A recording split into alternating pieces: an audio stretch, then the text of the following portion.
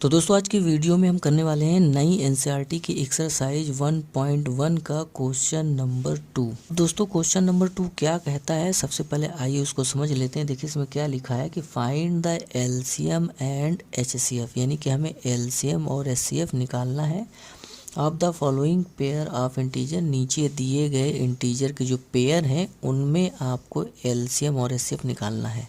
फिर देखिए एक लाइन और कह रहा है कि वेरीफाई दैट, इनको वेरीफाई भी करना है। अच्छा क्या वेरीफाई करना है कि एलसीएम और एचसीएफ का जब मल्टीप्लाई करें तो वो इक्वल आ जाए किसके, प्रोडक्ट ऑफ टू नंबर के, दोनों नंबर के मल्टीप्लाई के बराबर आ जाए। तो ये आपका सवाल है। इसके अंदर दोस्तों 3 सवाल हैं, तो हम क्या करेंगे कि बारी बारी से आपको बता रहे हैं कि कैसे करना है, और यहाँ से आपको ये भी बताएंगे कि एग्ज़ाम में ये सवाल आता है तो आपको किस तरीके से करना है। दोनों आपको साथ में सीखते चलना है। तो अब दोस्तों आपको बहुत ध्यान से देखना है कि अगर यही क्वेश्चन आपके एग्जाम में है तो कैसे करना है। तो सबसे पहले तो नंबर डाल लीजिए, कौन सा क्वेश्चन आप कर रहे हैं, दूसरा कर रहे हैं, दूसरे का कौन सा कर रहे हैं, दूसरे का पहला कर रहे हैं।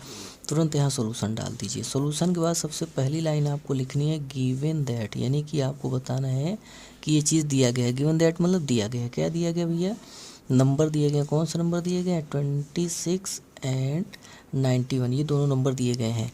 तो दोस्तों यहाँ पे जो एलसीएम और एचसीएफ हमें निकालना है वो प्राइम फैक्टराइजेशन विधि से हम यहाँ पे निकालने वाले हैं। कैसे निकालेंगे, 26 का पहले क्या करेंगे, प्राइम फैक्टराइजेशन करेंगे। अब दोस्तों जो ये प्राइम फैक्टराइजेशन हम कर रहे हैं ये आपको कॉपी में ही बगल में करना है, क्योंकि ये रफ का पार्ट नहीं है, इसको आपको दिखाना पड़ेगा। तो चलिए कर लेते हैं 2 13 13, यहाँ से आपका ये प्राइम फैक्टराइजेशन इसका हो चुका। अब हमें प्राइम फैक्टराइजेशन करना है 91 का। तो जब आप 91 का प्राइम फैक्टराइजेशन करेंगे तो कितना आएगा, 7 से कट जाएगा 13, और ये 13 बन जाए 13। तो अब दोस्तों इसके बाद आपको क्या करना है कि जो भी प्राइम फैक्टराइजेशन आया है उसको आपको यहाँ पे लिख लेना है। क्या करना है, जैसे 26 का कितना आया है, 2 × 13। उसके बाद आपका 91 का कितना आया है, 7 × 13। इसको आपको पहले इस तरह लिख लेना है। तो दोस्तों इतना करने के बाद आपको क्या करना है कि यहाँ पे लिखना है HCF। सबसे पहले हम यहाँ पे HCF निकालेंगे तो आपको लिखना पड़ेगा HCF। अच्छा HCF किसका निकाल रहे हैं, वो नंबर को जरूर मेंशन करें। HCF हम निकाल रहे हैं 26 और 91 का, इसको आपको कर देना है ब्रैकेट में बंद, फिर लगाना इक्वल। इससे ये पता चल गया कि आप HCF निकाल रहे हैं और इन दोनों नंबर के HCF निकाल रहे हैं। तो दोस्तों आपको बता दें कि जो HCF है उसको कैसे निकालते हैं कि आप सबसे पहले तो आप इसको प्राइम फैक्टराइजेशन करके इस तरह लिख लीजिए। जब आप इस तरह लिख लें तो आपको ये ढूंढना है कि कौन सा ऐसा नंबर है जो दोनों में है। तो सबसे पहले तो ढूंढ लो कि कौन सा ऐसा नंबर दोनों में। तो आप देखो कि 2 जो है वो दोनों में नहीं, तो इसको नहीं लेना है। 7 को आप देखो कि दोनों के अंदर नहीं आ रहा, तो इसको नहीं लेना है।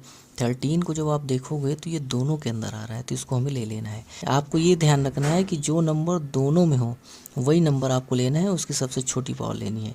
तो यहाँ पे आप देखें कि जो 13 है वो दोनों में है, तो ये 13 को हम ले लेंगे। यहाँ पावर दोनों के बराबर है, इसलिए सबसे छोटी पावर का कोई चक्कर नहीं है। तो अब दोस्तों HCF निकालने के बाद आपको क्या करना है कि आपको LCM निकालना है। तो LCM कैसे निकालेंगे, उसको भी आपको ऐसे लिखना पड़ेगा। LCM किसका LCM निकालना है, 26 सॉरी 91। तो 26 91 आपको ऐसे लिखना पड़ेगा, ब्रैकेट लगाना है, इक्वल का साइन लगाना है। अब दोस्तों LCM निकालने के लिए हम करते क्या हैं कि यहाँ पे जितने भी नंबर आए हैं हर एक नंबर को हमें लेना है और उसकी सबसे बड़ी पावर ढूंढनी, उसको लिख देना है। तो जैसे देखिए 2 आया है तो लिख लो 2, ढूंढो 2 की सबसे बड़ी पावर कहाँ है, जो सबसे बड़ी पावर होगी वही ले लेंगे। तो यहाँ तो बड़ी पावर का कोई सवाल ही नहीं होता, क्योंकि यहाँ एक ही बार आया है, तो इसको ले लेंगे। उसके बाद दूसरा नंबर देखो 7 है, तो उसको भी लिख लो। इसकी भी सबसे बड़ी पावर ढूंढ लो, ये भी एक ही आया हुआ, तो इसका बड़ी पावर का कोई मतलब है नहीं। तो उसके बाद आपको तीसरा नंबर देखिए 13 है, उसको ले लो। अब दोस्तों 13 को भी हमने ले लिया। अब 13 में भी देखना है कि जो सबसे बड़ी पावर हो उसी को आपको उठा के यहाँ रखना है। तो यहाँ आप देखेंगे कि 13 में भी पावर है, दोनों बराबर है, तो इसमें बड़ी पावर का कोई चक्कर नहीं है।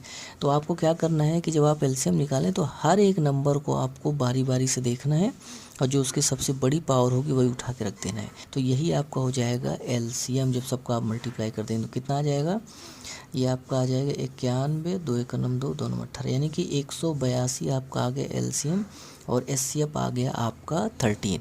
अब दोस्तों एक पार्ट हमने सवाल का कंप्लीट कर लिया है, अब दूसरा पार्ट हमें सवाल का करना है। दूसरा पार्ट क्या कह रहा है कि दूसरा पार्ट कह रहा है कि इसको वेरीफाई भी करो। तो वेरीफाई के लिए क्या करना है, एग्ज़ाम की कॉपी में आपको यहाँ पे हेडिंग डाल देना है वेरीफिकेशन। दोस्तों वेरिफिकेशन लिखने के बाद आपको ये चीज़ ज़रूर लिख लेनी है कि क्या क्या चीज़ हमारे पास है। तो देखो क्या क्या चीज़ हमारे पास है। हमारे पास है HCF कितना है भैया, HCF है 13, इसको लिख लो। उसके बाद हमारे पास LCM भी है, LCM कितना है, LCM है 182, इसको लिख लो तुरंत। उसके बाद हमारे पास है नंबर्स, यानी कि जो फर्स्ट नंबर है हम लोग ऐसे लिख लेंगे, फर्स्ट नंबर कितना है हमारे पास, फर्स्ट नंबर हमारे पास है 26। उसी तरह इसको आप शॉर्टकट में लिख सकते हो। सेकंड नंबर हमारे पास कितना है, सेकंड नंबर हमारे पास है 19, हमारे पास 91 हमारे पास जगह नहीं, इसलिए हमने सेकंड को शॉर्ट में लिख दिया है। तो सबसे पहले तो ये लिख लो क्या क्या चीज़ आपके पास है। उसके बाद फार्मूला लिखो। तो फार्मूला क्या कहते हैं कि वेरिफिकेशन वाला LCM गुणे HCF is equal to product of 2 number, यानी कि 2 नंबर का प्रोडक्ट करके लिखना है। तो सबसे पहले लिखो LCM है 182, HCF है 13, प्रोडक्ट ऑफ 2 नंबर, इसका मतलब कि 2 नंबर जो हमारे पास हैं उनका आपको मल्टीप्लाई करके लिखना है। तो मल्टीप्लाई करके लिखो भैया, 26 हो गया पहला नंबर, ये हो गया दूसरा नंबर। तो चलिए इसको मल्टीप्लाई करते हैं पहले। 13 दूना 26, 2 कैरी है, 13 104, 2 106, कैरी 10, 13 का नम 13, 13 10 23, तो इतना आ गया। तो इसका भी मल्टीप्लाई दोस्तों वही आएगा जो यहाँ पे आया है, यानी कि 23 66। आपको बता दें कि दोनों आपस में देखिए बराबर हैं। तो ये हमारा क्या हो गया, यहाँ से हमारा वेरीफाई हो गया कि जो LCM और HCF का मल्टीप्लाई है वो दोनों नंबर के प्रोडक्ट, यानी कि दोनों नंबर के मल्टीप्लाई के बराबर है।